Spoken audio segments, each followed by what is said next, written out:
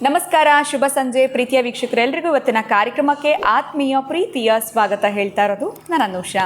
ಇನ್ನು ಕಾರ್ಯಕ್ರಮದಲ್ಲಿ ನಿಮ್ಮೆಲ್ಲರ ನೆಚ್ಚಿನ ಅಚ್ಚುಮೆಚ್ಚಿನ ಗುರುಗಳಾಗಿರುವಂಥ ಸ್ಪಿರಿಚುವಲ್ ಗುರು ಡಾಕ್ಟರ್ ವಿಷ್ಣುದತ್ತ ಗುರುಜಿಯವರಿದ್ದಾರೆ. ಬನ್ನಿ ಗುರುಗಳನ್ನ ಕಾರ್ಯಕ್ರಮಕ್ಕೆ ಬರ್ಮಾಡ್ಕೊಳ್ಳೋಣ.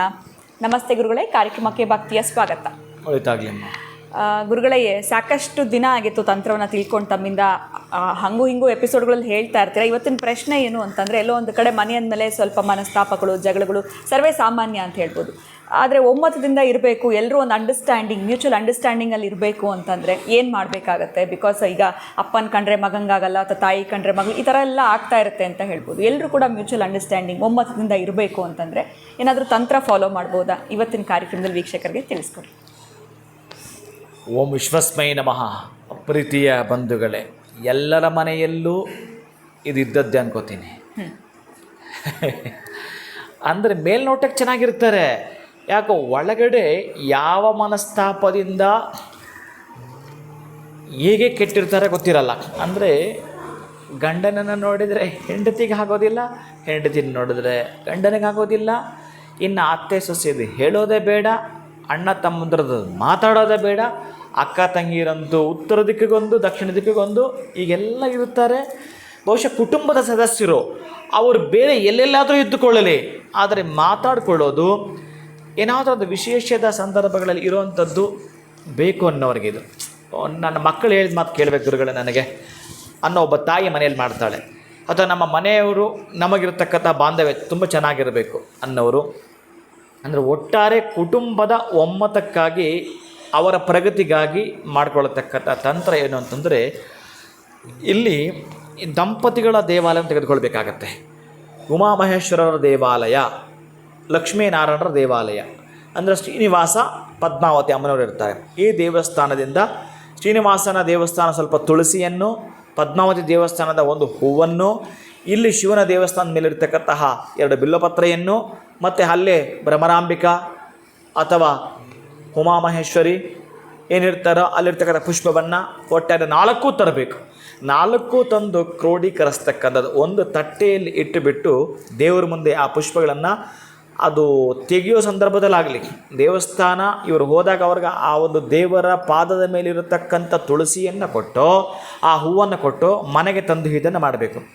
ನಂತರ ಅವೆಲ್ಲವನ್ನು ಕೂಡ ಆ ಜಜ್ಜಿ ರಸವನ್ನು ತೆಗಿಬೇಕಾದ್ರಿಂದ ಆ ರಸವನ್ನು ಎಷ್ಟು ಬರುತ್ತೋ ಅಷ್ಟು ರಸವನ್ನು ತೆಗೆದುಬಿಟ್ಟು, ಆ ರಸ ಒಂದು ಬೌಲಿಗೆ ಹಾಕ್ಕೊಂಡು ಯಾರಿದನ್ನು ಮಾಡ್ತಾರೋ ಆ ಮನೆ ಯಜಮಾನ ಆಗಿರಬಹುದು, ಯಜಮಾನಿ ಆಗಿರಬಹುದು, ಯಾರು ಮಾಡ್ತಾರೋ ಅದಕ್ಕೆ ಮಹಾಲಕ್ಷ್ಮಿಗೆ ಸಂಬಂಧಪಟ್ಟ 12 ನಾಮಗಳು ಓಂ ಪ್ರಕೃತೇ ನಮಃ ಅಂತಕ್ಕಂಥ 12 ಮತ್ತು ಈ ದುರ್ಗಾದೇವಿಯ 12 ನಾಮಗಳನ್ನು ಅರಿಶಿಣದಿಂದ ಮಹಾಲಕ್ಷ್ಮಿಯದ್ದು, ಇನ್ನು ದುರ್ಗಾದೇವಿದು ಕುಂಕುಮದಿಂದ ಆ ರಸಕ್ಕೆ ಬಿದ್ದು ಸ್ವಲ್ಪ ಅದು ಗಟ್ಟಿ ಆಗುತ್ತೆ.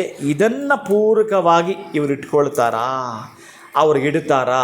ಇಲ್ಲಿ ಈ ಸಮಸ್ಯೆ ಕ್ಲಿಯರ್. ಎಷ್ಟೋ ವರ್ಷಗಳಿಂದ ಪೇಚಾಟಕ್ಕೆ ಸಿಲುಕೊಂಡು ಒಬ್ಬರ ಮಾತೊಬ್ಬರು ಕೇಳಲ್ಲ, ಮನೆಯಲ್ಲಿ ಒಬ್ಬರ ಮಾತೊಬ್ಬರು ಕೇಳಬೇಕು ಅಂತಂದರೆ ಈ ತಂತ್ರ ಪ್ರಯೋಗವನ್ನು ಮಾಡಿಕೊಳ್ಳುತ್ತಾರೆ. ಇವತ್ತು ಮಾಡಿಕೊಂಡ್ರು ಅದ್ಭುತ, ಮಾಡ್ಕೊಳ್ಳೋಕ್ಕಾಗಲ್ಲ ಇವತ್ತು. ಬಹುಶಃ ಅವ್ರಿಗೆ ಯಾವಾಗ ಅನುಕೂಲವಾಗುತ್ತೋ ಅಂತಹ ಅನುಕೂಲದ ದಿನದಲ್ಲಿ ಏನಾದರೂ ಮಾಡಿಕೊಳ್ಳುತ್ತಾರೆ. ಅಥವಾ ಯಾವುದೋ ದೇವಸ್ಥಾನಕ್ಕೆ ಹೋಗಿ ಬಂದಿರ್ತಾರೆ, ಕೆಲವು ವಯಸ್ಸಾಗಿರೋ ತಂದು ಇಟ್ಕೊಂಡಿರ್ತಾರೆ, ಕೆಲವು ಹೂಗಳೆಲ್ಲ ತಂದು ದೇವ್ರ ಮನೆಯಲ್ಲೋ ಅಥವಾ ಒಣಗಿಸಿಬಿಟ್ಟು ಇಟ್ಕೊಂಡಿರ್ತಾರೆ. ಆ ತರಹದಿತ್ತು ಅಂದರೂ ಕೂಡ ಅದ್ಭುತವಾಗಿರುತ್ತೆ.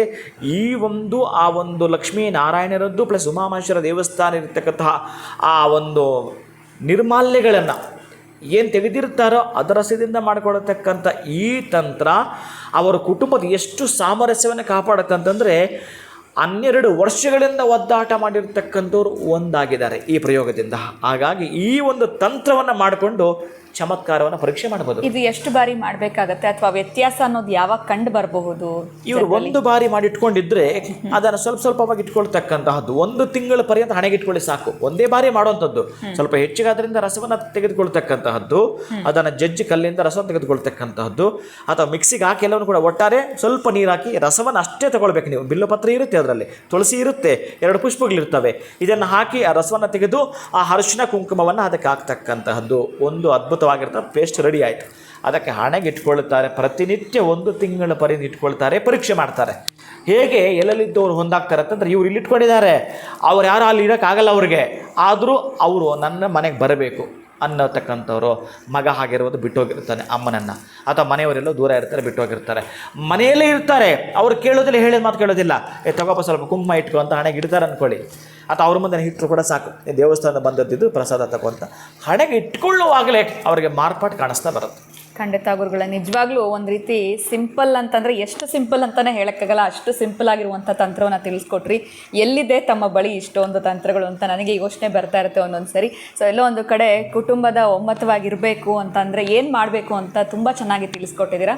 ಬಹಳ ಧನ್ಯವಾದಗಳು ತಮಗೆ. ನಮಸ್ಕಾರ. ಹರೇ ಶ್ರೀನಿವಾಸ. ಗುರುಗಳು ತಿಳಿಸಿದ ತಂತ್ರ ನನಗಂತೂ ಇಷ್ಟ ಆಯಿತು. ಸಾಕಷ್ಟು ಜನ ಕಾರ್ಯಕ್ರಮ ನೋಡ್ತಾ ಇರೋರಿಗೆ ಖಂಡಿತ ಇದರ ಒಂದು ಅವಶ್ಯಕತೆ ಇತ್ತು ಅಂತಲೇ ಹೇಳ್ಬೋದು. ಎಲ್ಲೋ ಒಂದು ಕಡೆ ಮನೆ ಅಂದಮೇಲೆ ಮನಸ್ತಾಪಗಳು, ಜಗಳಗಳು ಅನ್ನೋಂಥದ್ದು ಸರ್ವೇ ಸಾಮಾನ್ಯ. ಆದರೆ ಗುರುಗಳು ತಿಳಿಸಿರುವಂಥ ಈ ತಂತ್ರವನ್ನು ಫಾಲೋ ಮಾಡಿದ್ರೆ ಬಿಫೋರ್ ಆ್ಯಂಡ್ ಆಫ್ಟರ್ ಚೇಂಜಸ್ ನಿಮಗೆ ಗೊತ್ತಾಗುತ್ತೆ ಅಂತ ಹೇಳ್ತಾ ಇವತ್ತಿನ ವಿಡಿಯೋವನ್ನು ಮುಗಿಸುವಂಥ ಸಮಯ ಆಗಿದೆ. ನಮಸ್ಕಾರ.